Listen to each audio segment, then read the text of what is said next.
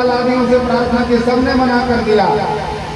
कोई तैयार नहीं हुआ बाणासुर के साथ युद्ध करने के लिए। तो बाणासुर भगवान शिव के पास आया, भोले बाबा को लंबी डंडोत दी और प्रभु से कहा, भगवान आपके दिए हुए वरदान हमें अभिशाप हो गए। भगवान ने कहा क्या?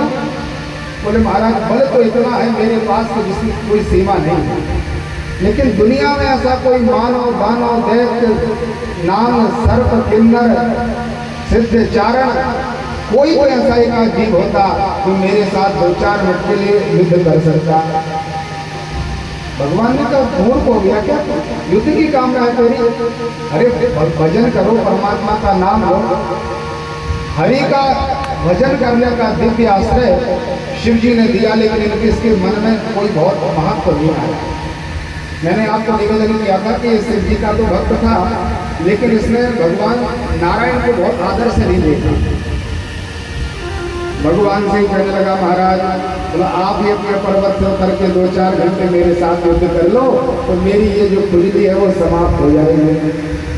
भगवान को बड़ा क्रोध आया, बड़ा दुष्ट है तू, मेरे द्वारा तुझे सभी प्रकार का बल प्राप्त हुआ, मेरे साथ युद्ध करना चाहता है, ये झंडा ले जा। और भोले बाबा ने ध्वजा दे दी, कहा ये अपने सतखंडों पर लगा दे, जिस दिन ये झंडा झुक जाएगा तो समझ लेना तेरे साथ युद्ध करने वाला नहीं, तुझे मारने वाला प्रकट हो गया।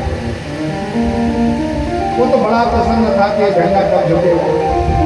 सतखंडों पर लगा दिया उसने और रोज झंडे को देखता था कि आज नहीं झुका, आज नहीं झुका, आज नहीं झुका। तो समय आया 28वां द्वापर युग लग गया। कितना लंबा समय हो गया। कब बलि हुए, वामन का अवतार कौन से कल्पना होगा, उसके बाद भगवान कृष्ण में कौन से कल्पना अवतार लिया, कितना लंबा समय बाणासुर जीता रहा। भगवान श्री कृष्ण महाप्रभु 16 कलाओं से युक्त हुए। इनके बेटे का नाम महात्मा प्रद्युम्न रखा गया और प्रद्युम्न के जो बेटे हुए उनका नाम महात्मा अनिरुद्ध रखा गया। अनिरुद्ध जी को एक बार इसने उषा ने स्वप्न में दर्शन किया। अपनी विकल का बड़ी चित्रलेखा नाम की एक सखी है जो कुंभांड नाम की मंत्री की बेटी है, चित्रलेखा। प्रणय निवेदन किया, भैया रक्षा करो मैं तो मर जाऊंगी, कृपा कीजिए। तो वो ऐसे समर्थवान थे कि जिसका चित्र बनाती थी उसको बुला लेते। इंद्र का चित्र बनाया, मना कर दिया। ब्रह्मा विष्णु भगवान शिव का चित्र बनाया, उसने मना कर दिया। पृथ्वी के देवता भगवान नारायण का चित्र बनाया, कन्हैया का, तो कहा थोड़ी थोड़ी विशेषताएं इससे मिल रही। जब भगवान के बेटा प्रद्युम्न का चित्र बनाया तो लज्जा में आ गई। तो कहा देवी ये तो नहीं, लेकिन इसी की तरह है। अनिरुद्ध भगवान का चित्र का दर्शन करके हृदय से लगा लिया, छटपटाने लगी। तो कहा मेरा जीवन इन्हीं के अधीन है, ये प्राप्त नहीं होंगे तो हम अपने शरीर को समाप्त कर देंगे। उसने चित्र बनाया, रातों रात कैसी विद्या नहीं होगी उस चित्रलेखा के पास। भगवान नारायण की नगरी द्वारिका, अभेद द्वारिका, जिसमें हवा भी प्रवेश नहीं कर सकती महाराज, उस द्वारिका से उस मंत्री की बेटी चित्रलेखा ने 4 पाई पर सोते हुए 4 पाई के साथ महात्मा अनिरुद्ध जी का हरण करा लिया। रात में सत्य हुआ, पुष्प पर तौला गया तो बड़े भारी पुष्प चढ़ गए, लेकिन कोई तौल पूरी नहीं हुई। गर्जना की महात्मा भगवान शिव का औरस पुत्र जो बाणासुर है जोर जोर से गर्जना करने लगा, सावधान सबको मार डालूंगा। मेरे राज्य में मैंने 8वां याम मेरी बेटी की सेवा के लिए हजारों दास नियुक्त की है, लेकिन इतनी सैन्य शक्ति के रहते हुए भी मेरी कन्या का कन्यत्व समाप्त किसने किया। समाचार मिला कि भगवान कृष्ण का पौत्र है, महाराज पकड़ करके बंधक बना करके डाल दिया। अब अनिरुद्ध जी महाराज डरे। परमात्मा को समाचार हुआ तो भगवान ने दाऊ दादा को तैयार किया और भगवान की 11,000 अक्षौणी सेना है, नारायणी सेना, उस सेना को तैयार किया गया। शाम में आदि देवता सब तैयार हुए।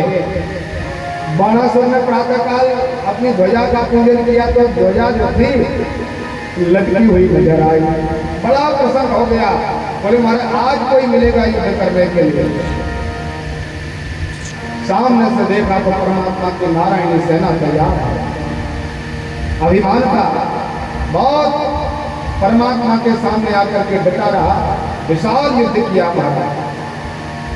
भगवान की तरफ से पूरी सेना है, यहाँ से बाणासुर की पूरी सेना है।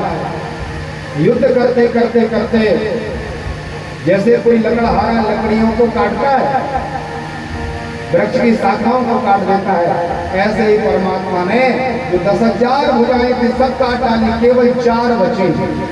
तो भगवान की कितनी है? चतुर्भुज है भगवान नारायण। 2 नहीं बचाई भगवान ने, 4 बचाई। मानो परमात्मा संकेत कर रहे हैं कि आपके सामने जो खड़ा है ये कोई द्वारिका का राजा नहीं, ये अखिल कोटि ब्रह्मांड का नायक है, ये चतुर्भुज है। फिर भी नहीं समझा। जब इसका बल कुछ कम सा पड़ने लग गया, कृष्ण भगवान शिव को याद किया और विचार कीजिए, एक तरफ हर और दूसरी तरफ हरि। एक तरफ नंदी बाबा गणेश जी, कीर्तिमुख कुबेर, नंदी भृंगी श्रृंगी और पूरी भगवान की सेना, और दूसरी तरफ परमात्मा नारायण, बलदाव जी, अनिरुद्ध जी, प्रद्युम्न जी, सामवादी सभी देवता। विशाल युद्ध होने लग गया, हर और हरि का युद्ध। क्योंकि शिव जी ने वचन दिया था कि बेटा मैं तेरी रक्षा करूंगा, ये वचन था। दोनों ने एक दूसरों को प्रणाम किया और एक दूसरों के ऊपर अनेक प्रकार के रोगों की वर्षा करने लगे। महात्मा व्यास जी लिख रहे हैं कि शिव जी ने काले काले ज्वरों को छोड़ा है और भगवान नारायण ने पीले पीले ज्वरों को छोड़ा। जो सिर दर्द होता है, पेट दर्द होता है, बुखार चढ़ता है, सर्दी जुकाम हो जाता है, जितने भी ये जो रोग हैं ये उन्हीं दोनों के युद्ध से निर्मित हुए हैं। सभी रोगों का जन्म हर और हरि के युद्ध से प्रारंभ हुआ। युद्ध करते करते भोले बाबा ने कहा कि भगवान मैं तो केवल इसलिए युद्ध कर रहा हूँ कि बाणासुर को पता चल जाए कि शिव और नारायण में कोई अंतर नहीं है, ये आपका भक्त नहीं है और हम इसको आपका भक्त बनाना चाहते हैं। इसलिए आप जिम्हास्त्र बाण चलाइए, एक ऐसा बाण चलाओ जिससे हमें नींद आ जाए, जिमाई के द्वारा मैं नंदी पर ही सो जाऊं, और जब मैं सो जाऊंगा तो बाणासुर को पता चल जाएगा कि शिव जी को भी जो सुनाने वाला है वो शक्ति आखिर कौन है। तो भगवान नारायण ने जिम्हास्त्र बाण चलाया, भोले बाबा को बाण लगाओ, भोले बाबा नंदी पर ही ऐसे लेट गए। परमात्मा को अवसर मिला तो बाणासुर को पकड़ने के लिए दौड़े, मानो भगवान मार डालेंगे। तो इसकी एक धर्म माता कोटरा थी।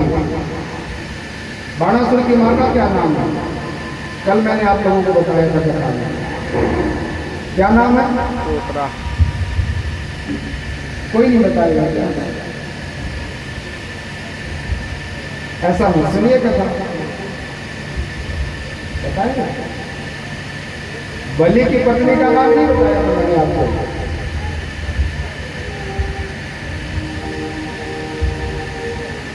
पीछे जो प्रबुद्ध श्रोता बैठे उन लोगों को पता है। श्रोता हमारा 3 प्रकार के आते हैं कथा सुनने के लिए, आप लोग जानते हो कौन कौन से श्रोता आते हैं कथा सुनने? बोले महाराज श्रोता, श्रोता और सोता।